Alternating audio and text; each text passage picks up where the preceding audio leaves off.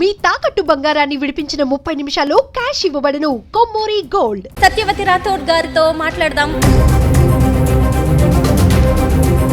కేసీఆర్ అని మీ చేతి మీద పచ్చబొట్టు వేయించుకున్నారు. జనరల్ గా తల్లిదండ్రులు నమ్మే దేవుళ్లను ఇచ్చేస్తారు. నాకు అన్ని వారే కాబట్టి వారి పేరుని పచ్చబొట్టుగా పొడిపించుకున్నాను. ఆయన్ని మూడోసారి ముఖ్యమంత్రిగా చూడాలని చెప్పులు కూడా వేసుకోవట్లేదు. చెప్పులు మానేసిన రోజు సెప్టెంబర్ 17. కేసీఆర్ ని ఎందుకు వద్దనుకున్నారు ప్రజలు? తులం బంగారం ఇస్తా అన్నారు. కళ్యాణ లక్ష్మి 3 నెలలు ఆగి వస్తుంది, నేను పెళ్లి పీటల మీదనే తీసుకొస్తా అన్నాడు. కానీ ఇప్పుడు పిల్లలు పుట్టిన తర్వాత ఇస్తున్నాడు. సొంత బిడ్డే పార్టీ నుంచి వెళ్తున్నా, కుటుంబం నుంచి వెళ్లిపోతున్నా, తనకే ప్రత్యర్థిగా తయారవుతున్న కేసీఆర్ గారు ఎందుకు ఆపలేకపోయారు? 4 కోట్ల మంది తెలంగాణ ప్రజలు కోరుకునే నాయకుడు ఆయన. తెలంగాణ వాదుల్ని కాల్చాలి అని తను చూస్తే ఈ బిడ్డలే ముఖ్యమని కేసీఆర్ గారు భావించారు కాబట్టి ఆమెను వదులుకున్నారు. కాంగ్రెస్ ప్రభుత్వ పాలన ఎలా ఉంది తెలంగాణలో? తెలంగాణ ప్రజలకు రైతాంగానికి పట్టిన కర్మ అనుకో. అవ్వకు ఇచ్చే 2000 ఎట్లా సరిపోతాయి, 4000 ఇస్తా అన్నాడు. తాతకి ఇస్తే అవ్వకి వద్దా, ఇద్దరికి ఇస్తా అన్నాడు. అత్తకి ఇస్తే సరిపోయిందా, కోడలికి 2500 ఇస్తా అన్నాడు. రాష్ట్రాన్ని లూటీ చేస్తున్నాడు. మళ్ళీ కేసీఆర్ గారు ముఖ్యమంత్రి అవుతారా? 100% అందరికీ నమస్కారం. నేను స్వరూపపుట్లపల్లి. Welcome to Suman TV. గిరిజన వ్యవసాయ కుటుంబంలో పుట్టిన ఆవిడ దుక్కి దున్నారు, నాట్లు వేశారు. 7వ తరగతిలోనే బాల్య వివాహం జరిగినా చదువుకే పెద్దపీట వేశారు. చిన్న వయసులోనే రాజకీయాల్లోకి ఎంటర్ అయినా పెద్ద పదవులను చేపట్టారు. అంతేకాదు, భర్త అకాల మరణం ఆమెను కుంగదీసిన, ప్రత్యర్థులు ఎన్నో కుట్రలు పన్నిన రాజకీయాల్లో తనకంటూ ముద్ర వేసుకున్నారు. ఇంతకీ ఆ ధీర స్ఫూర్తివంతమైన మహిళ మరెవరో కాదు, కేసీఆర్ గారి క్యాబినెట్లో గిరిజనాభివృద్ధి, మహిళా శిశు సంక్షేమ శాఖ మంత్రిగా పనిచేసిన సత్యవతి రాథోడ్ గారు. ఆవిడ ప్రస్థానం సర్పంచ్ నుంచి తెలంగాణలో తొలి గిరిజన మంత్రి వరకు ఎలా సాగింది, సమాజానికి తెలియని ఎన్నో విషయాలను ఈరోజు ఆవిడతోనే మాట్లాడి తెలుసుకుందాం. ఇంకొక విషయం ఏంటో తెలుసా? కేసీఆర్ గారు 3వ ముఖ్యమంత్రి అయ్యే వరకు చెప్పులు వేసుకోనని శపథం చేసి మరి 4 ఏళ్లుగా ఆవిడ చెప్పులు వేసుకోకుండానే తన ప్రయాణాన్ని సాగిస్తూ ఉన్నారు. సత్యవతి రాథోడ్ గారితో మాట్లాడదాం, అనేక విషయాలు తెలుసుకుందాం. మేడం నమస్తే. నమస్తే అమ్మా. మేడం, మీతో నాకు ఒక మంచి ఎక్స్పీరియన్స్ ఉంది. 2023లో అంటే అప్పుడు మీరు మహిళా శిశు సంక్షేమ శాఖ మంత్రిగా ఉన్నారు. మీ చేతుల మీదుగా నేను బెస్ట్ విమెన్ జర్నలిస్ట్ అవార్డు తీసుకున్నాను. అది కూడా ₹1,00,000 క్యాష్ అవార్డు. ఆ టైంలో నేను ఢిల్లీలో ఓ దినపత్రికకి ఢిల్లీ బ్యూరో చీఫ్గా పనిచేస్తున్నాను. ఢిల్లీ నుంచి వచ్చి మీ చేతుల మీదుగా అవార్డు తీసుకోవడం అనేది నాకు ఎప్పటికీ మెమరబుల్. ఆ తర్వాత ఇప్పుడు 2026లో మిమ్మల్ని ఇలా ఇంటర్వ్యూ చేయడానికి కలవడం చాలా సంతోషంగా అనిపిస్తోంది. మేడం, ఆ రోజు గుర్తుందా? నేను గుర్తున్నానా మీకు? మీరు గుర్తున్నారు, మీకు అవార్డు ఇచ్చింది గుర్తుంది, ఆ రోజు మనం కలిసి చెట్లు నాటింది గుర్తుంది. నాకు కూడా చాలా సంతోషం అమ్మా.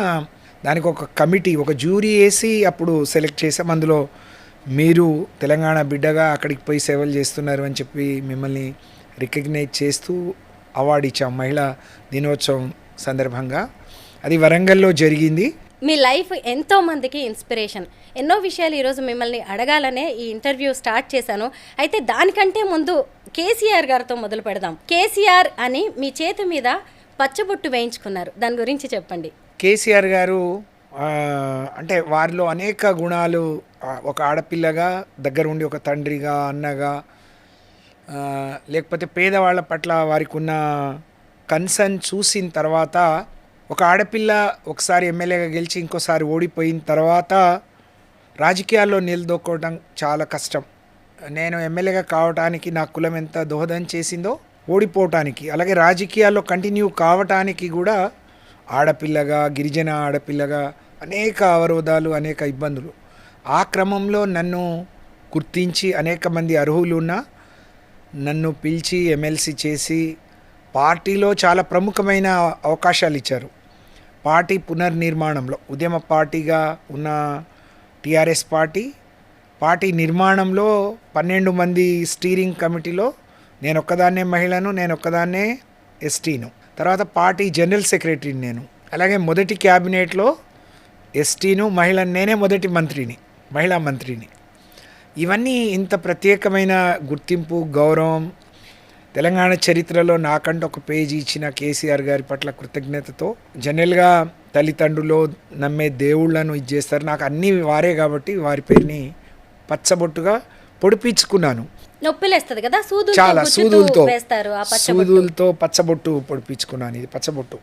అలాగే కేసీఆర్కి సంబంధించి ఇంకొక ఇంట్రెస్టింగ్ విషయం కూడా మీ జీవితంలో ఉంది. 4 ఏళ్లుగా మీరు కనీసం చెప్పులు కూడా వేసుకోవట్లేదు. ఆయన్ని 3వ సారి ముఖ్యమంత్రిగా చూడాలని శపథం కూడా చేశారు. ఎందుకు ఇలాంటి నిర్ణయం తీసుకున్నారు? నేను చెప్పులు మానేసిన రోజు సెప్టెంబర్ 17 తెలంగాణ సమైక్య దినోత్సవం రోజు మన ఎన్టీఆర్ గార్డెన్లో ఒక గిరిజనులతో 1,00,000 మందితో ఒక బహిరంగ సభ అయింది. ఆ రోజు బంజారా హిల్స్ నడిబొడ్డున ఉన్న బంజారా భవన్ అంటే సేవాలాల్ బంజారా భవన్, కొమరం భీం ఆదివాసీ భవన్ 2 ఇనాగ్రేషన్ అయినాయి 50 కోట్లతో కట్టి.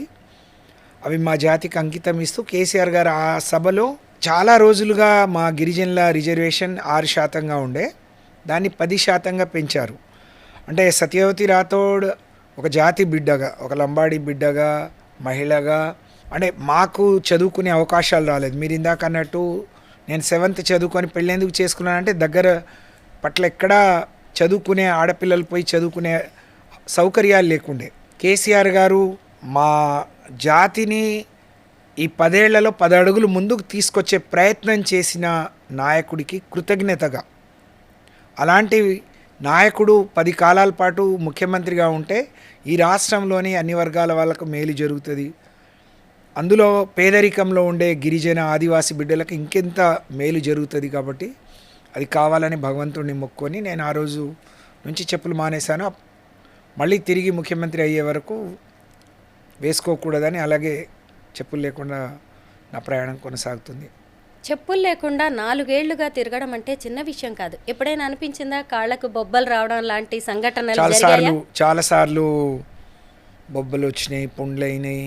లక్కీగా షుగర్ లేదు, నేను డయాబెటిక్ కాదు. ఇంట్లో నా కొడుకు డాక్టర్. నేను ఈ నిర్ణయం తీసుకున్నప్పుడు ఆయన బాధపడ్డాడు. ఈ వయస్సు, నేను కొంచెం లావుగా ఉంటాను కాబట్టి ఇవన్నీ నీకు ఇబ్బంది పెడతాయని. కానీ అంటే నా దృఢ సంకల్పం ముందు అవన్నీ నాకు చాలా చిన్నగా అనిపించాయి, మానిపోయినాయి. So happy. మరి మీ శపథం నెరవేరే రోజు దగ్గరలోనే ఉందనుకుంటున్నారా? ఆ నమ్మకం ఉందా మీకు? 100% ఉంది. ప్రజలందరూ మళ్ళీ కేసీఆర్ రావాలి, కాంగ్రెస్ పోవాలి. ఆ రోజు ఏదో ఆశపడ్డాము, లేకపోతే ఇవాళ గోసపడుతున్నాము, ఈ గోస పోవాలి, కేసీఆర్ రావాలి అని చెప్పి కోటి కళ్ళతో ఎదురు చూస్తున్నారు. కాబట్టి ఆ రోజు త్వరలో రానుంది. నా దీక్ష కూడా ఫలించనుంది. మారుమూల గిరిజన గ్రామంలో పుట్టారు, అది కూడా అసలు పెద్దగా ఎలాంటి బ్యాక్గ్రౌండ్ లేని కుటుంబం అన్నమాట, వ్యవసాయ కుటుంబం. మీ బాల్యం అనేది ఎలా జరిగింది? నేను మా ఇంట్లో 5వ సంతానం. మా నాన్నగారు వాళ్ళు 4 అన్నదమ్ములు, వాళ్ళకు అక్క చెల్లెళ్ళు లేరు. మా నాన్న 3rd వన్. మా పెదనాన్నకు 2 మగపిల్లలు, చిన్నాయనకు ఇంకో పెదనాయనకు ఒక ఆడపిల్ల, ఒక మగపిల్లడు. మేమే 5గురం. నేను లాస్ట్. కొంచెం గారాభంగానే, అంటే మధ్యతరగతి కుటుంబం, దేనికి లోటు ఉండేది కాదు. మా తల్లిదండ్రులకు మమ్మల్ని అందరినీ చదివేయాలని చూశారు. అన్నయ్యకి చదివించే ప్రయత్నం చేస్తే ఆయన పూర్తిగా చదువుకోలేదు, మధ్యలో పెళ్లి చేశారు. మేము, నాకంటే పెద్దక్క, నేను ఇద్దరం క్లాస్మేట్లం అన్నమాట. మా 2 అక్కయ్యలకు 11 ఏళ్లకే పెళ్లి చేశారు. రోజు 3.5 కిలోమీటర్స్ నడుచుకుంటూ వెళ్ళి చదువుకునేవాళ్ళం. సరి అయిన రోడ్డు లేదు, కాలిబాటనే. కానీ ఆ తర్వాత వేరే ఎక్కడో హాస్టల్లో వేశారు మాకు. అన్నయ్య వాళ్ళందరూ 7th అయిపోయి పై చదువులకు వరంగల్ వెళ్ళిపోయినాక మాకు కూడా వేశారు. కానీ ఇక్కడ మంచిగా తిని పాలు పెరుగు కొంచెం మంచిగా అలవాటు ఉండి హాస్టల్లో పోయి చదువుకోలేక, ఇప్పట్లాగా కేసీఆర్ లాగా ఎవరు హాస్టల్లో మంచి ఫుడ్ సన్నబియ్యం పెట్టలేదు. అప్పుడున్న అముకిపోయిన బియ్యం, పురుగులు పడ్డ అన్నం తినలేక పారిపోయి వచ్చేసాం. అప్పటికే నాకు 14 ఏడు, అక్కకు 16. మా నాన్నమ్మ అంతా గొడవ చేసేది, పిల్లలు ఎక్కడో పోయి చదువుకుంటే రేపు ఎట్లుంటుందో, ఎవరు ఆడపిల్లలు చదువుకోవట్లేరు, బయటికి పోయి చదువుతున్న ఆడపిల్లలు అంటే పెళ్ళిళ్ళు ఎట్లయితాయో ఏందో అని భయపడి మా నాన్న మీద పోరు పెట్టి మాకు కూడా పెళ్ళిళ్ళు చేసింది. సో అట్లా 7th క్లాస్ అయిపోగానే, ఏప్రిల్లో ఎగ్జామ్స్ అయిపోతే మేలో పెళ్ళి అయిపోయింది. అయినా ఆ తర్వాత మీరు చదువుని కంటిన్యూ చేశారు. నేను స్కూల్లో మొత్తం టాపర్ అనమాట. ఆ 7th వరకు కూడా చాలా బాగా చదువుకునేదాన్ని. అప్పుడు అన్నీ నేర్చుకున్నాను. ఇంట్లో వ్యవసాయ పనులు కూడా వచ్చు నాకు. పొలానికి పోయి పనులు చూసుకొని వచ్చి స్కూల్కి వెళ్ళేదాన్ని. స్కూల్ నుంచి నేరుగా పొలానికే వెళ్ళిపోయేదాన్ని. పెళ్ళి చేసే క్రమంలో మా టీచర్లు అందరూ వచ్చి గొడవ చేశారు. మీ అమ్మాయి బాగా చదువుకుంటుంది, మేము చదివిస్తాము, ఇంకో 4గురికి చెప్తుంది, ఆమెను చదివియండి, చాలా అవకాశాలు ఉంటాయంటే, మా వారు రైల్వేలో జాబ్ చేసేవాళ్ళు, మేము చదివిస్తామని చెప్పారు. సరే అని పెళ్లి చేశారు. 82లో పెళ్ళైతే నేను అప్పుడు 7th. 83 నేను మళ్ళీ స్కూల్లో జాయిన్ అవ్వాలంటే నా ఏజ్ అంటే రెగ్యులర్గా స్కూల్కి పోలేను పెళ్ళయింది కాబట్టి. మా వారేమో కొన్ని ఇబ్బందులు ఉంటాయి. 10th రాద్దామంటే ఏజ్ సరిపోలేదు. 10th రాసే 85లో 10th రాసే క్రమంలో పాలిటిక్స్లోకి వచ్చేసాను. ఒక బాబు 85లో నేను 10th class Telugu Desam party incharge వాళ్ళ ఇంట్లో ట్యూషన్కే లేదాన్ని. మా చిన్న తాత సర్పంచ్గా ఉండే, అంటే కాంగ్రెస్ బ్యాక్గ్రౌండ్లో ఉండే. మా అన్నయ్య తెలుగుదేశం పార్టీలో బాగా యాక్టివ్గా ఉండేవాడు, కార్యకర్తగా ఉండేవాడు. వీళ్ళందరూ అప్పుడు ఎన్టీఆర్ ఒక స్లోగన్, ఎన్టీఆర్ని మధ్యలో దించేసి మళ్ళీ బర్తరఫ్ చేసి మళ్ళీ తిరిగి తీసే క్రమంలో ఆయన చాలా పెద్ద ఎత్తున అందరు కలిసి ఉద్యమించినప్పుడు ఆయన కూడా చేశాడు. అప్పుడు అక్కడ ఉండే చాలామంది యూత్ అందరూ తెలుగుదేశం పిలుస్తుంది రా కదలిరా అని ఒక స్లోగన్ ఉండే. అప్పుడు అందరూ వాళ్ళ బయోడేటాలు పంపించి తెలుగుదేశం పార్టీ ఆఫీస్లో మెంబర్షిప్ తీసుకున్నారు. అప్పుడు నేను ట్యూషన్కి వెళ్ళే సెక్రటరీ గారేమో మీ చెల్లేది కూడా ఒక బయోడేటా పంపిద్దాం, తెలుగుదేశంలో ఆడపిల్లలకు అవకాశాలు ఇస్తారు అది ఇది అని చెప్తే పంపించాం. కానీ నాకు ఇన్విటేషన్ వస్తుంది అనుకోలే నేను. తెలుగుదేశం పార్టీ ఆఫీస్ నుంచి నన్ను పిలిచారు. అప్పుడు 85లో ఫస్ట్ టైం మహిళా వింగ్ ఏర్పడ్డదనమాట. అది 10 రోజులు గండిపేటలో వాళ్ళకి శిక్షణ ఇస్తున్నారు, దానికి రమ్మని చెప్పి పిలిపించారు. మా అన్నయ్య నన్ను బలవంతంగా మా వారిని మెప్పించి అక్కడికి తీసుకెళ్తే వారం 10 రోజులు అక్కడే ఉండి రోజు ఎన్టీఆర్తో కలిసి, ప్రతిభా భారతి గారు అప్పుడు మంత్రిగా ఉండే, వాళ్ళతో కలిసి శిక్షణ తీసుకున్నాం. అప్పుడు నేను ఎన్టీఆర్ నాకు మహిళా అధ్యక్షురాలు ఇస్తా అంటే నేనే వద్దని చెప్పాను. నేను ప్రెగ్నెంట్, నాకు వద్దు అని. ఏం కాదమ్మా నువ్వు పార్టీలో పనిచేయి, తర్వాత నీకు అవకాశాలు వస్తాయి అని చెప్పి అలా అప్పటి నుంచి ఇంకా వెనక్కి తిరిగి చూడలేదు. ఎన్టీఆర్ గారి ప్రభుత్వాన్ని చూశారు, అలాగే చంద్రబాబు గారి ప్రభుత్వాన్ని కూడా మీరు చూశారు. ఒకవైపు డిగ్రీ చదువుకున్నారు, అదే టైంలో రాజకీయాల్లో కూడా రాణించారు. అయితే 2009లో మీరు డోర్నకల్ నుంచి టీడీపీ ఎమ్మెల్యేగా ఎన్నికయ్యారు. ఆ టైం ఎలా ఉంది? 89లో జనరల్ సీట్లో నాకు ఎమ్మెల్యే టికెట్ ఇచ్చారు ఎన్టీఆర్. 89 అప్పుడు నాకు 20 ఏళ్ళు. నేను ఓడిపోయాను రెడ్డియా నాయక్ గారి మీద.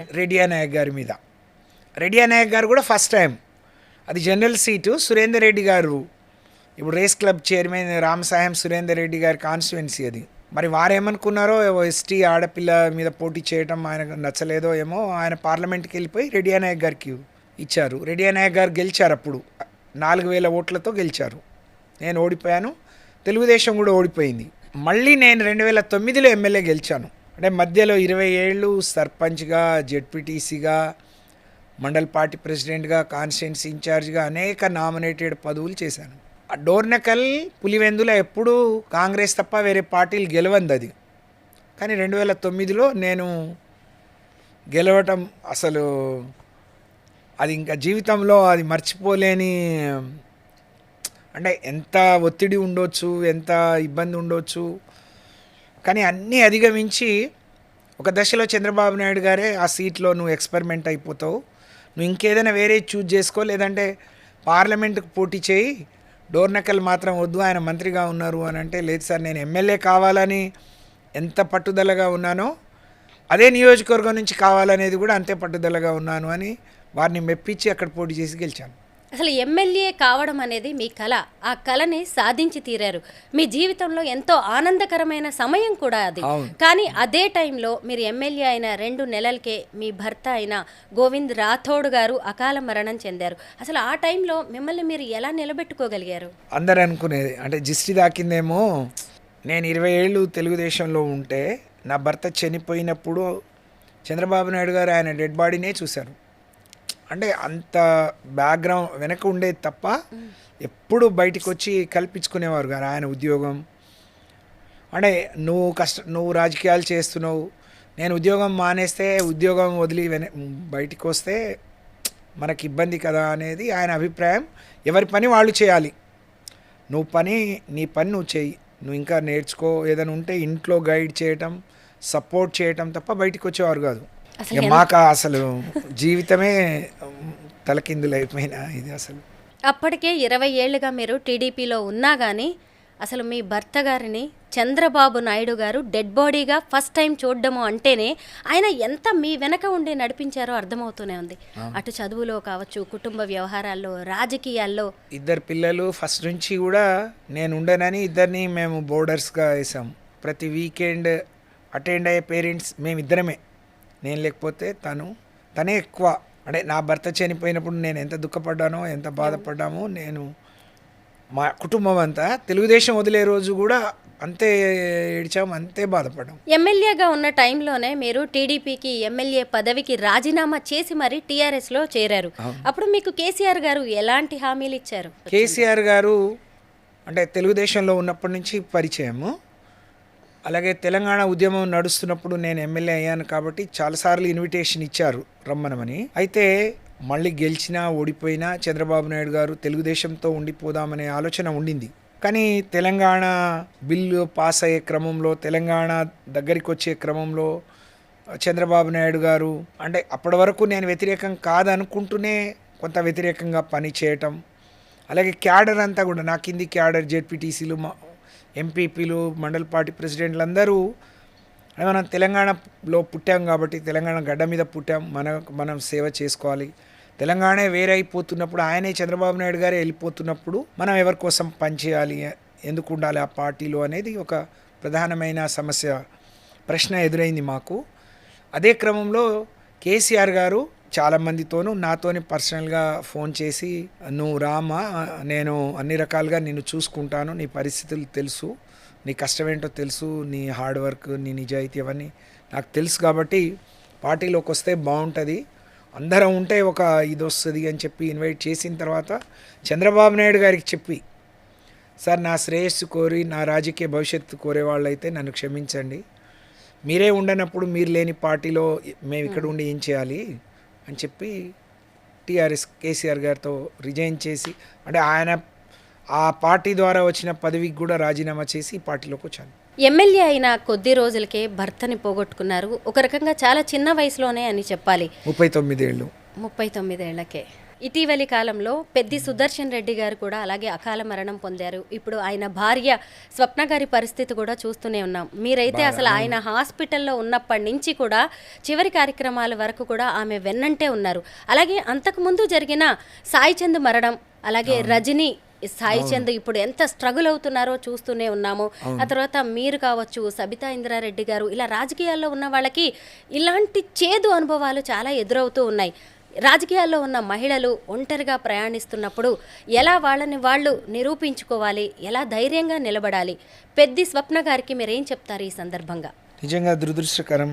పెద్ది సుదర్శన్ రెడ్డి గారు ఈ అకాల మరణం మా అందరి మనసు కలిచివేసింది. అది పార్టీకి, మా ప్రాంతానికి, మా అందరికి వ్యక్తిగతంగా కూడా చాలా లోటు. అందులో ఆ కుటుంబానికి అయితే నిజంగా అది ఎవరు పూడ్చలేంది. పెద్ది సుదర్శన్ రెడ్డి గారేమో ఆయన ఒక టార్గెట్ పెట్టుకొని తెలంగాణ వస్తే తప్ప పెళ్లి చేసుకోనని ఆలస్యంగా కేసీఆర్ గారి బలవంతం మీద కేసీఆర్ గారే స్వయంగా చేశారు. పాపం వాళ్ళ పిల్లలు, బాబు 10th, అమ్మాయి 3rd క్లాస్. తనకు 37 ఏళ్ళు. స్వప్న గారు మొన్నటి వరకు జెడ్పీటీసీగా, ఫ్లోర్ లీడర్గా కూడా పనిచేసింది. తను కష్టపడే తత్వం, చిన్న కుటుంబం నుంచి వచ్చింది కాబట్టి అన్ని ఆటుపోట్లు చూసింది, పెద్ది వెనక్కి ఉంది కాబట్టి. అంటే పెద్ది లేని లోటు ఆ నియోజకవర్గానికి అందరికీ ఉన్న క్రమంలో పెద్ది సుదర్శన్ రెడ్డి గారి భార్యగా, అలాగే తను ఒక విద్యావంతురాలుగా, నాయకురాలుగా ఆమెకుండే గౌరవం, గుర్తింపు, ప్రత్యేకతలు ఆమెకు ఉన్నాయి. అలాగే పార్టీ పెద్ది జబ్బున పడ్డ రోజు నుంచి కేసీఆర్ గారు చూపించిన చొరవ, వరంగల్లో బాగాలేదంటే కేటీఆర్ గారిని, హరీష్ అన్నని పంపించడం, డాక్టర్లతో మాట్లాడడం, అందరితో మాట్లాడి గ్రీన్ ఛానల్లో హైదరాబాద్కి తీసుకురావడం, హైదరాబాద్ హాస్పిటల్కి వచ్చి డాక్టర్లందరినీ వేడుకోవడం, ప్రపంచవ్యాప్తంగా ఉన్న స్పెషలిస్టులందరినీ కూడా పెద్ది సుదర్శన్ రెడ్డి గారి రిపోర్ట్స్ పంపించి ఇట్లాంటి కేసులో ఇంకేమైనా బెస్ట్ వైద్యం ఉందా, బతికించండి అని చెప్పడం, అన్నీ తను బేర్ చేయడం. సుదర్శన్ రెడ్డి గారి మరణం మాకు ఎంత తీవ్రమైన లోటైనా ఒక గొప్ప ఒక అందరికీ స్ఫూర్తినిచ్చింది. కేసీఆర్ గారి మొత్తం ఎంటైర్ ఎపిసోడ్ అంతా ఒక కార్యకర్తకు ధైర్యాన్ని, నమ్మకాన్ని, విశ్వాసాన్ని, పోరాడితే మాకు పార్టీ, ఒక నాయకుడు, ఒక తండ్రి, ఒక అండగా ఉంటాడనే ఒక నమ్మకాన్ని అయితే ఇచ్చింది. అదే దాన్ని స్వప్న గారు నిలుపుకోవాల్సిన అవసరం తన మీద ఉంది. ఆ బాధ్యత పిల్లల్ని చూసుకుంటూనే తనకు కూడా సుదర్శన్ రెడ్డి గారికి కూడా 4 అన్నలు ఉన్నారు, ఒక అక్క ఒక చెల్లె. వాళ్ళది కూడా చాలా పెద్ద ఫ్యామిలీ, వ్యవసాయ కుటుంబం అయినా పెద్ద కుటుంబం. కాబట్టి తను కూడా ఆ నిలుపుకునే ప్రయత్నం చేయాలి. వాళ్ళు రజనీ సాయి చంద్ చనిపోయిన వెంటనే కేసీఆర్ గారు ఆమెకు మంచి కార్పొరేషన్ పదవి ఇచ్చాడు. అసలు అంటే ఆయనకు ఎంత ఒక తండ్రి మనసు, ఒక అన్న మనసు ఎట్లుంటుందో కొద్ది మంది మీద కాదు, రాష్ట్రంలోని కోట్ల మంది ఆయన ప్రేమను పొందారు. అలాగే 200 ఉన్న పెన్షన్ ఒక అవ్వ, ఒక ఒంటరి మహిళ, ఒక విడో తను గౌరవంగా బతకాలని 2000 చేసింది. 200ని 2000 చేయటం అంటే మాటలు కాదు. ఒక కళ్యాణ లక్ష్మి లాంటి పథకం, ఒక ఆరోగ్య లక్ష్మి లాంటి పథకం, అంటే ఆడపిల్లల ఎలాంటి అవసరాలు వస్తాయో చూసిన వ్యక్తిగా కేసీఆర్ గారిని నేను దగ్గర నుంచి చూశాను. కాబట్టి ఇవాళ ఈ పచ్చబొట్టు కానీ, చెప్పులు లేకుండా తిరగటం కానీ, మనసు నిండా ఆయన పట్ల కృతజ్ఞత కానీ, నాకు జరిగినందుకు కాదు, కోట్ల మందికి జరిగినందుకు ఆ కృతజ్ఞత. 2019లో కేసీఆర్ గారు మిమ్మల్ని ఎమ్మెల్సీ చేశారు. అక్కడితో ఆయన మిమ్మల్ని వదిలేయలేదు. అలాగే గిరిజనాభివృద్ధి, మహిళా శిశు సంక్షేమ శాఖ మంత్రిని కూడా చేశారు. ఎక్కడో గిరిజన కుటుంబంలో పుట్టిన మీరు సర్పంచ్ నుంచి అసలు మంత్రి అవ్వడం ఊహించారా ఎప్పుడైనా? ఊహించలేదు, అసలు అడగలేదు కేసీఆర్ గారిని. అంటే జనరల్గా రాజకీయాల్లో వచ్చిన వాళ్ళు ఎమ్మెల్యేలు అయితే ఒకసారి మంత్రి కావాలని కోరుకుంటారు. నేను ఒకసారి ఎమ్మెల్యే అని 2సారి ఓడిపోయాను. సో నాకు ఆ ఛాన్స్ లేకుండింది. కానీ కేసీఆర్ గారు నాకు రాష్ట్ర స్థాయిలో ప్రత్యేకమైన గౌరవం, గుర్తింపు, పార్టీ పదవులు ఇచ్చిన క్రమంలో నన్ను ఎంపీగా పోటీ చేయమన్నారు. అయితే నాకు భాష రాదు, లేదా అప్పుడే పిల్లల పెళ్ళిళ్ళు అయినాయి, సార్ నాకు ఎంపీగా వద్దు అని అంటే నాకు ఎమ్మెల్సీ ఇచ్చారు. మాళత్ కవిత గారికి టికెట్ ఇచ్చినప్పుడు నన్ను ఆ పార్లమెంట్ ఇన్ఛార్జ్ ఇచ్చారు. తర్వాత జిల్లా పరిషత్ ఆ ఎన్నికలు అయిపోయినాయి, కొత్తగూడెం జిల్లా పరిషత్ ఇన్ఛార్జ్ ఇచ్చారు. వారు ఏం చెప్తే తల వంచుకొని పనిచేయటమే, నాకు వేరే ఎందుకు ఎక్కడ ఏంటి అనేది అసలు ఎప్పుడు లేదు. పిలిచి మంత్రి పదవి ఇచ్చే రోజు కూడా అసలు నాకు తెలియదు, ఆ ముందు రోజు కూడా నాకు తెలియదు.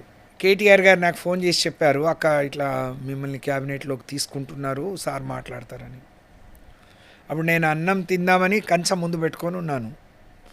అంటే పార్టీ నాయకుడికి, పార్టీకి మంచి పేరు తీసుకురావాలి, కష్టపడాలి అంటే నాకు అవే విద్యలు తెలుసన్నా, నా ముందు అన్నం కంచం ఉంది అని చెప్పాను.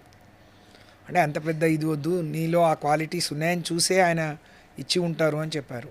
మీరు చేసిన మహిళా శిశు సంక్షేమ శాఖ మంత్రి పదవిని ఇప్పుడు ములుగు ఎమ్మెల్యే అయిన సీతక్క గారు అదే పదవిని నిర్వర్తిస్తూ ఉన్నారు. మీలాగే ఆవిడ కూడా ఒక గిరిజన బిడ్డ, ఒక గిరిజన తెగ నుంచి వచ్చేసి ఇలా మహిళా మంత్రులుగా రాణిస్తుంటే ఏమనిపిస్తూ ఉంటుంది మీకు? చాలా సంతోషం. తను కూడా కష్టపడి ఆదివాసీ కుటుంబంలో పుట్టి ఉద్యమానికి పోయి, ఉద్యమం నుంచి వచ్చి తెలుగుదేశంలో ఒకసారి ఓడిపోయి, ఒకసారి గెలిచి, తర్వాత కాంగ్రెస్ పార్టీలో పోయి ఇవాళ తను పంచాయతీరాజ్ చూస్తుంది, మహిళా శిశు సంక్షేమ. అయితే నేను లక్కీ అంటాను, ఎందుకంటే నాకు చాలా చేసే అవకాశం వచ్చింది. కేసీఆర్ గారు తెలంగాణ వచ్చే ముందు అన్ని అంగన్వాడీలకు ఆరోగ్యలక్ష్మి పథకం లేకుండే. ఆరోగ్యలక్ష్మి అంటే ఒక గర్భిణికి, బాలింతకు ఒక పూట కడుపు నిండా అన్నం పెడతారు. ఒక ఆకుకూర, పప్పు, ఒక కోడిగుడ్డు, 200 ml ఒక గ్లాస్ పాలు ఇస్తారు. అది ఎప్పుడు లేదు. అది కేసీఆర్ వచ్చిన తర్వాత అన్నీ అది ఇచ్చారు. అలాగే తెలంగాణ రాకముందు 4200 జీతం ఉండేది. అంగన్వాడీ టీచర్లను వర్కర్లుగా చెప్పుకునేవాళ్ళు. కేసీఆర్ గారు వాళ్ళ జీతాలను 3 సార్లు పెంచారు. ఈరోజు తెలంగాణ రాష్ట్రంలోని అంగన్వాడీ టీచర్ల జీతం 13,850. అలాగే చాలామంది కాంట్రాక్ట్ అవుట్సోర్సింగ్లో ఉండే వాళ్ళని రెగ్యులరైజ్ చేశారు, ప్రమోషన్స్ ఇచ్చారు, చాలా వాళ్ళను. అయితే ఇప్పుడు వాళ్ళు అనేక హామీలు ఇచ్చారు.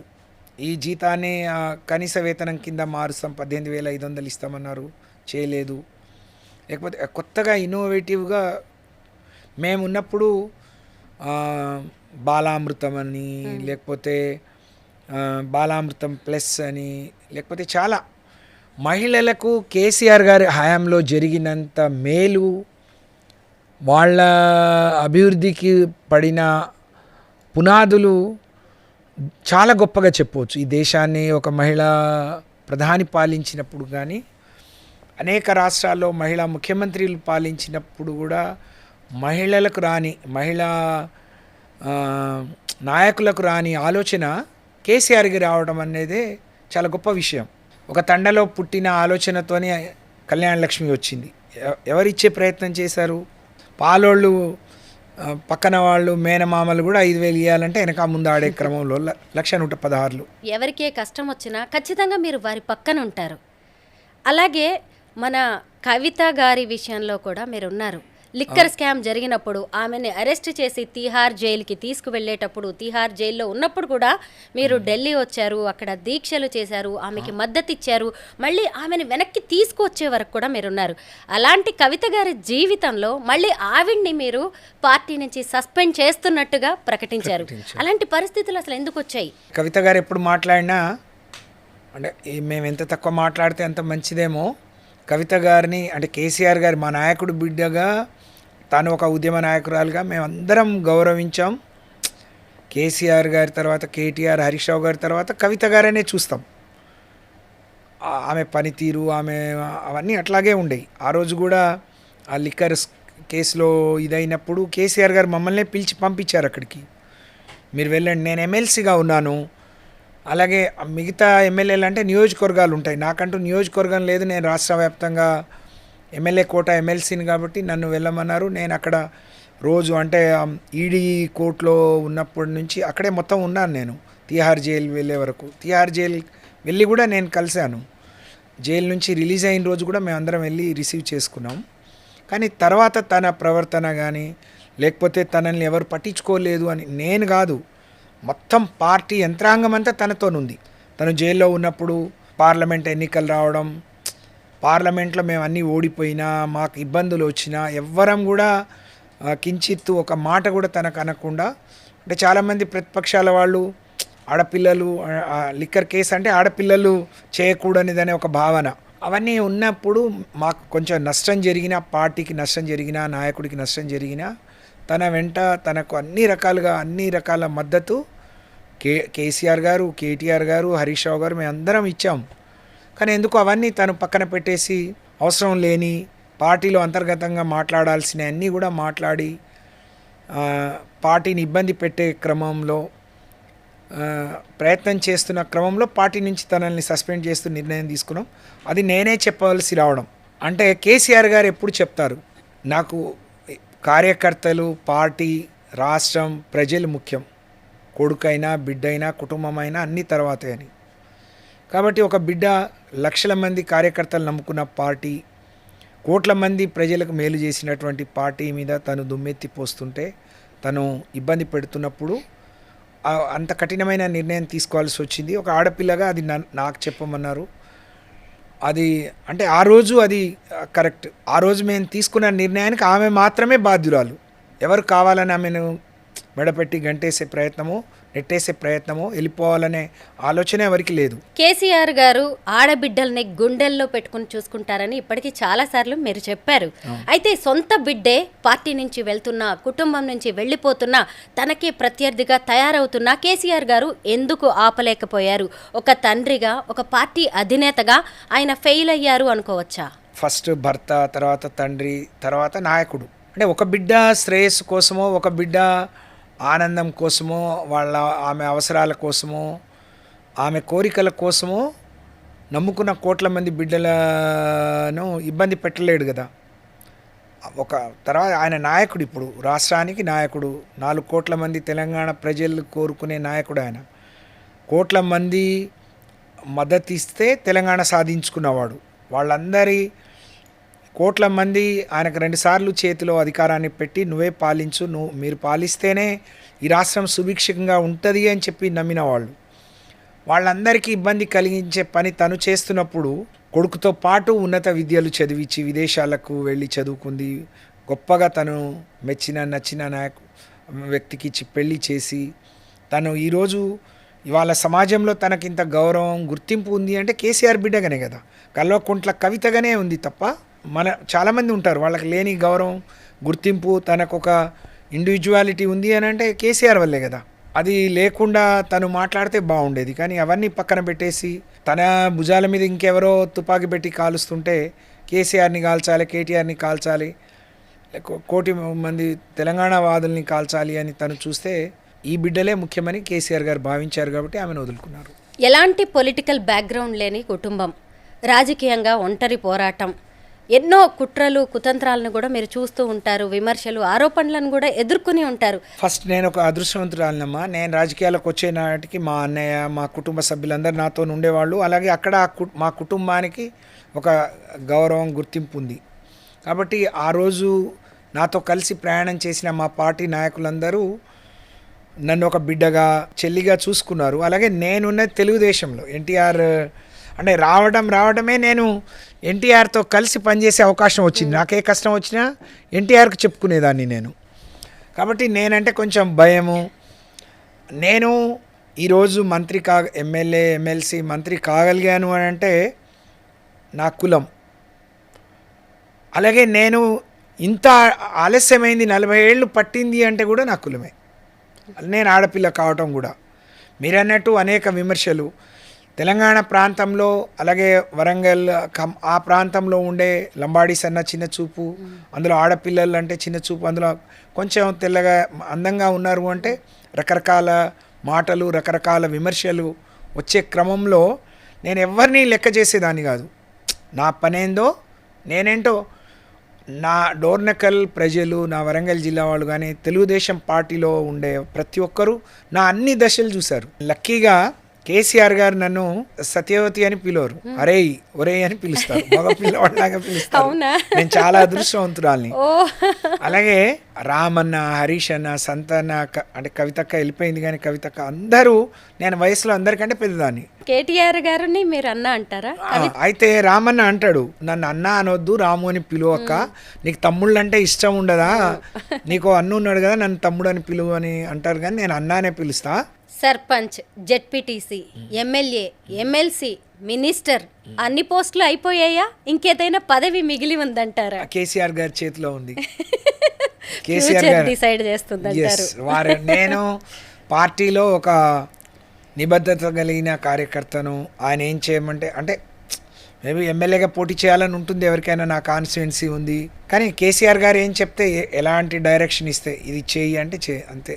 కేసీఆర్ గారు ఏర్పాటు చేసిన కమిటీలో సభ్యురాలుగా ఉన్నారు. లాస్ట్ ఇయర్ యూరియాకి సంబంధించి మీరు పాస్ పుస్తకాలు పట్టుకొని గంటల తరబడి క్యూ లైన్లో నిలబడ్డారు. రైతునమ్మా, ఇప్పుడు అమ్మ నాన్న చనిపోయారు, అన్నయ్య చనిపోయాడు. మేము పెద్ద రైతు. మా కుటుంబానికి నాకు 5.5 ఎకరాలు ఉంది, మా అన్నయ్యకి 25 ఎకరాలు ఉంటుంది. 30 ఎకరాలకు యూరియా ఇవ్వండి అని చాలామంది అనుకుంటారు. ఆయన తెల్లారి ఏదో మహానటి అది ఇది అని చెప్తే, బాబు చాలా గొప్ప పేరు పెట్టావు నాకు. మహానటి అంటే నటనే కాదు, ఆమె దానగుణం, ధర్మగుణం అన్నీ చూసి ఉండవు నువ్వు అని చెప్పాను నేను. కానీ మా సొసైటీ అది, మా ఊరు సొసైటీ. నేను అడిగాను చైర్మన్ గారిని, నేను 5 బస్తాలో 10 బస్తాలో ఇస్తాను అని అంటే, అట్లా కుదరదని ఆయన. నేను అప్పటికే మా వదిన అంటుంది, ఇంట్లో ఎవరు లేరు కదా, మా అన్నయ్య పిల్లలు కూడా ఉద్యోగస్తులు, 30 ఎకరాలు నాటు పెడదామని అంటే నారంతా ముదిరిపోయింది, అందరు బాధపడుతున్నారు, మీ ఇంట్లో అందరు ఉండి కూడా మీకే 10 బస్తాలు యూరియా దొరకదా అని అంటే, సరే నేనే పోతా అని మా అల్లుళ్ళు ఇద్దరు, నేను, మా కోడలు, నలుగురం పోయినాం. జనరల్గా నేనే ఫోటోలో కనిపిస్తాను కాబట్టి అట్లా కనిపించింది. మేము క్యూలో నిలబడ్డాం. మాకు 10 బస్తాలే అంటే, నా 5 ఎకరాలకు 10 బస్తాలు రాసి ఇచ్చారు. అది ఇవ్వను కూడా లేదు. సాయంత్రం ఫోన్ చేస్తే వర్షం వస్తుంది, రేపు డబ్బులు కట్టి ఆటోలో వేసుకొని పోతామని చెప్పాము. వాడు ఆ రిసిప్ట్ చింపిండు, దాన్ని ప్రెస్లో పెట్టిండు. నేను ముందే తీసుకొని తర్వాత ఏదో నిలబడ్డాను. అంత వెకిలి పనులు, ఇంత వెల్తి పనులు చేసే అవసరం నాకు లేదు. ఫైనల్గా ఒక్క క్వశ్చన్, కాంగ్రెస్ ప్రభుత్వ పాలన ఎలా ఉంది తెలంగాణలో? రేవంత్ రెడ్డి గారి పాలన గురించి ఒక మాటలో చెప్పాలి అని అంటే, తెలంగాణ ప్రజలు చేసుకున్న దురదృష్టం, తెలంగాణ ప్రజలకు, రైతాంగానికి పట్టిన కర్మ. కేసీఆర్ గారు మాట్లాడినప్పుడల్లా చెప్తారు, కట్టిన ఇల్లు పెట్టిన పొయ్యి, వండుకొని తిని ఉండటానికి ఏంటి అని. కేసీఆర్ గారు ఏం చేసినా ఆయనే శాశ్వతంగా ఉంటారని కాదు, కానీ వచ్చిన వాళ్ళు ఎవరు తీయరని. ఎవరైనా ఇవ్వటానికి సాహసం చేయాలి, కానీ వన్స్ ఇచ్చిన తర్వాత దాన్ని తీయడానికి సాహసం ఎవరు చేయరు. ఎందుకంటే ప్రతి రాజకీయ పార్టీ ఓట్లు అడగాలి, ఓట్లేస్తే, ప్రజలు ఓట్లేస్తేనే గెలవాలి. మరి రేవంత్ రెడ్డి ఏమనుకుంటున్నాడో తెలియదు. ఏదో అప్పటిలాగానే ఇంకా ఇట్లనే ఆయన అరచేతిలో స్వర్గం చూపిస్తా, లేకపోతే మొత్తం వండి వార్చి నోట్లో పెడతా అని చెప్తే పాపం మా అమాయకమైన ప్రజలు కావచ్చు ఒకసారి చూద్దాం, 2 సార్లు కేసీఆర్ని చూసాం, ఒకసారి చూద్దాం అనుకున్నారు. కానీ ఆయనేమో నేను 34 వరకు ఉంటాను. 34 కాదు, ఈ 30 నెలలు ఉండే చేస్తే నువ్వు చాలా గొప్పోడివి. మళ్ళీ కేసీఆర్ గారు ముఖ్యమంత్రి అవుతారా? 100% కేసీఆర్ని ఎందుకు వద్దనుకున్నారు ప్రజలు? ఎవరికైనా పెడతానంటే పెడతారు అంటే ఆశ ఉంటుంది, కొడతారు అంటే భయం ఉంటుంది. ఆయన ఏమన్నారు, ఇచ్చే కళ్యాణ లక్ష్మికి తోడుగా తులం బంగారం ఇస్తా అన్నారు. కళ్యాణ లక్ష్మి 3 నెలలు ఆగి వస్తుంది, నేను పెళ్లి పీటల మీదనే తీసుకొస్తా అన్నాడు. కానీ ఇప్పుడు పిల్లలు పుట్టిన తర్వాత ఇస్తున్నాడు. మొన్న ఒక ఎమ్మెల్యే కళ్యాణ లక్ష్మి చెక్ ఇవ్వడానికి ఆ అమ్మాయి డెలివరీ అయి చిన్నపిల్లల్ని ఒళ్ళో పెట్టుకొని పోయింది. రెండోది, అవ్వకు ఇచ్చే 2000 ఎట్లా సరిపోతాయి, 4000 ఇస్తా అన్నాడు. తాతకి ఇస్తే అవ్వకి వద్దా, ఇద్దరికి ఇస్తా అన్నాడు. అత్తకి ఇస్తే సరిపోయిందా, కోడలికి 2500 ఇస్తా అన్నాడు. అబ్బాబాబా, అసలు చదువుకునే డిగ్రీ చేసే ఇంటర్ అయిపోతే అమ్మాయిలందరికీ స్కూటీలు ఇస్తా అన్నాడు. రాష్ట్రాన్ని లూటీ చేస్తున్నాడు. ఏం చేయాలో తెలియదు. ఎవరు ఆయన గాడిలో, మంత్రివర్గం గాడిలో లేదు. ఎవరికి వాళ్ళే యమునా తీరే దోచుకోవడం, దాచుకోవడం, ఆ అధిష్టానానికి కప్పంగా కట్టడానికే సరిపోతుంది. ఒక రాష్ట్ర ముఖ్యమంత్రి 30 నెలల్లో 75 సార్లు ఢిల్లీకి పోవటం అని అంటే నవ్విపోదురుగాక నాకేంటి సిగ్గన్నట్టు ఉంది తప్ప 70 సార్లు జిల్లాలకు పోలేదు, కానీ ఢిల్లీకి పోయినరు. ఏం అర్థం చేసుకుంటారు ప్రజలు? కేసీఆర్ ఎస్, నాకు అధిష్టానం నా తెలంగాణ ప్రజలు ఏం చెప్తే అది చేస్తా అన్నారు. నీకు ఢిల్లీ ఏం చెప్తే అది చేస్తున్నావు. ఇప్పటివరకు మంత్రివర్గ విస్తరణ కూడా పూర్తిగా చేసుకోలేదు. 2 సంవత్సరాలు అయిపోతుంది. నీ విప్పులు ఎవరో, నీ చీఫ్ విప్ ఎవరో, అది కూడా నీ డిప్యూటీ స్పీకర్ ఎవరో ఇప్పటివరకు నిర్ణయించలేకపోతున్నారు. అక్కడి నుంచి ఏం వస్తే అదే ఆదేశాలు. వాళ్ళకేం తెలుసు, తెలంగాణ ప్రజల అవసరాలు ఏం తెలుసు? ఆ రోజేమో పెద్ద పెద్ద మాటలు, సోనియా గాంధీ వచ్చి ఒక డిక్లరేషన్, ప్రియాంక గాంధీ వచ్చి ఒక డిక్లరేషన్, మల్లికార్జున్ ఖర్గే వచ్చి ఒక డిక్లరేషన్. ఇప్పుడు పత్తా లేకుండా పోయినారు, ముఖమే చాటేసారు. ఇప్పుడు ఉన్న మీనాక్షి గారి మాటల్ని పట్టించుకునే నాదుడు లేడు. ఆమె ఏదో ప్రయత్నం చేస్తుంది, ఆమెకే దిక్కు లేదు. ఆమె నామినేషన్ కరెక్ట్ ఉందా లేదా దిక్కు లేని పరిస్థితి. ఆమె మీద చాడీలు చెప్పి ఆమె నామినేషన్ రిజెక్ట్ చేయించిండ్రు అని అంటే ఇంతకంటే దిక్కుమాలిన పార్టీ, ఇంత సిగ్గుమాలిన ప్రభుత్వం ఉంటుందా అమ్మ? మేము కొత్తగా చూస్తున్నాం ఇన్నేళ్ల రాజకీయాలు. నేను ఒకసారి మంత్రి చేయొచ్చు, ఒకసారి ఎమ్మెల్యే చేయొచ్చు, కానీ అనేక ప్రభుత్వాలని, అనేక ముఖ్యమంత్రులు చూసాం. ఏదైనా మాట ఇస్తే దానికి కట్టుబడి ఉంటారు. ఒక ముఖ్యమంత్రి ప్రతిపక్షంలో ఉన్నప్పుడు నువ్వు ప్రతిపక్షాలని తిట్టినావు, అధికార పక్షాన్ని తిట్టినావు అంటే అర్థం ఉంది. నువ్వు మాట్లాడిన 10 నిమిషాలు నువ్వు చేసిందేందో చెప్పు. ఎక్కినంతసేపు, డయాస్ ఎక్కినంతసేపు తిట్టడానికే, నీ తిట్ల పురాణం వినటానికే ఇంకా తెలంగాణ ఎన్నిసార్లు వినాలి? అందరు చీకొడుతున్నారు మీ మాటల్ని, మీ చేతల్ని చూసి. గోదావరిలో నీళ్లుండి, కృష్ణాలో నీళ్లుండి తెలంగాణ మళ్ళీ ఎడారిగా మారే పరిస్థితి, మళ్ళీ పంటలు వేసుకోవద్దు అనే పరిస్థితి. ఏ లక్ష్యం కోసమైతే తెలంగాణ ఉద్యమం సాగిందో ఆ లక్ష్యం వైపు అడుగులు వేయకుండా కేసీఆర్ పాలన తెలంగాణ రాష్ట్రంలో 10 ఏళ్ళు 10 అడుగులు ముందుకు పడితే ఈ 5 ఏళ్లలోనే 20 అడుగులు వెనక్కిపోయే పరిస్థితి వాళ్ళ దాపురించింది. కాబట్టి ప్రజలందరూ కోరుకుంటా ఉన్నారు మళ్ళీ కేసీఆర్ రావాలి. కేసీఆర్ చేతిలోనే ఈ రాష్ట్రం సుభిక్షంగా ఉంటుంది. కేసీఆర్ పాలన మాత్రమే తెలంగాణ ప్రజలకు శ్రీరామ రక్ష, ఇంకా వేరేది కాదు అని చెప్పి కోటి కళ్ళతో ఎదురు చూస్తూ ఉన్నారు. ఆ రోజు అతి త్వరలో వస్తుందని చెప్పి ఆశిస్తూ ఉన్నారు. తెలంగాణ రాజకీయాలు, పొలిటికల్ కెరీర్ గురించి ఎన్నో విషయాలు మాతో షేర్ చేసుకున్నారు. మీ జీవితం ఎంతో మందికి స్ఫూర్తిదాయకం. Thank you so much madam. Thank you అమ్మా.